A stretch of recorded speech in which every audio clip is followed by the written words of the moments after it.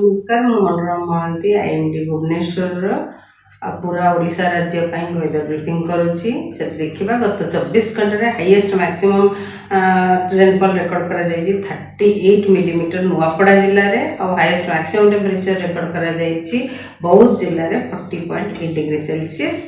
आगामी 7 दिन जो फोरकास्ट रही आगामी 7 दिन पर्यंत वर्षा हल्का मध्यम धरण वर्षा सहित बिजुली घड़घड़ी भी रही संभावना रही।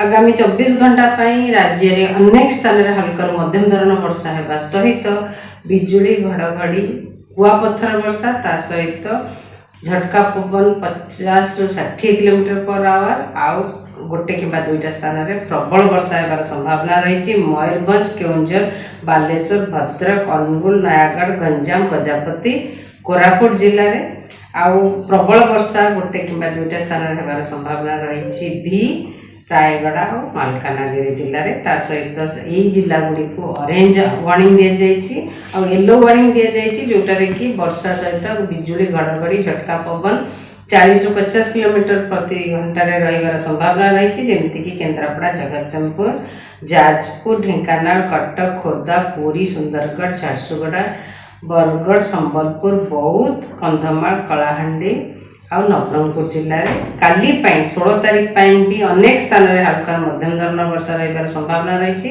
सहित येलो वार्निंग दि जाइए जोटारे कि वर्षा सहित बिजुली घड़घड़ी वर्षा और झटका पवन 40 ରୁ 50 किलोमीटर पर आवर प्रति घंटा रही संभावना रही। मयूरभंज केउंझर बालेश्वर गंजाम गजपति कोरापुट नवरंगपुर जिले में 17 तारीख रे कोस्टल ओडिशा मयूरभंज केउंझर रायगढ़ मालकानगिरी कोरापुट नवरंगपुर जिले में वर्षा रही संभावना रही। सहित वार्निंग दि जाइए येलो वार्निंग दि जाइए जोटारे कि बिजुली घड़घड़ी सहित झटका पवन 40 ରୁ 50 किलोमीटर प्रति घंटा रही संभावना रही। वर्षा सहित मयूरभंज केउंझर बालेश्वर रायगढ़ नवरंगपुर कोरापुट मालकानगिरी जिले में 18 तारीख रे भी वर्षा वार्निंग दि जाइए येलो वार्निंग दि जाइए मयूरभंज केउंझर बालेश्वर भद्रक केन्द्रापड़ा जगतसिंहपुर जाजपुर रायगढ़ कलाहांडी नवरंगपुर कोरापुट मालकानगिरी जिले में जोटारे कि वर्षा सहित बिजुली घड़घड़ी झटका पवन 40 ରୁ 50 kilometre per hour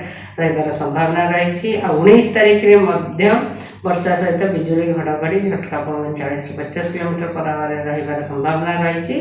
जमीक Mayurbhanj Baleshwar Kandhamal Raigarh Gajapati Koraput Malkangiri जिले में 20 तारीख रे 21 तारीख रे भी वर्षा रही संभावना रही।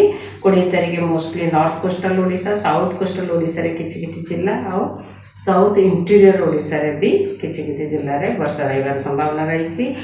20 तारीख 21 तारीख बेलू वर्षा परिमाण बहुत ड्रास्टिकल रिडक्शन रोटे कि दुईटा जिले में क्या भाँ जगार हो पाए जमीक मालकानगिरी कोरापुट जिले में गोटे कि दुईटा स्थान में हल्का मध्यम धरण वर्षा होगार संभावना रही।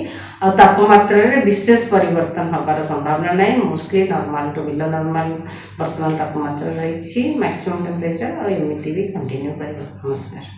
नुआ नुआ खबर जानिबा पई आमो एलएनटीवी को लाइक शेयर और सब्सक्राइब करंतु। एलएनटीवी स्वर आपणंकर।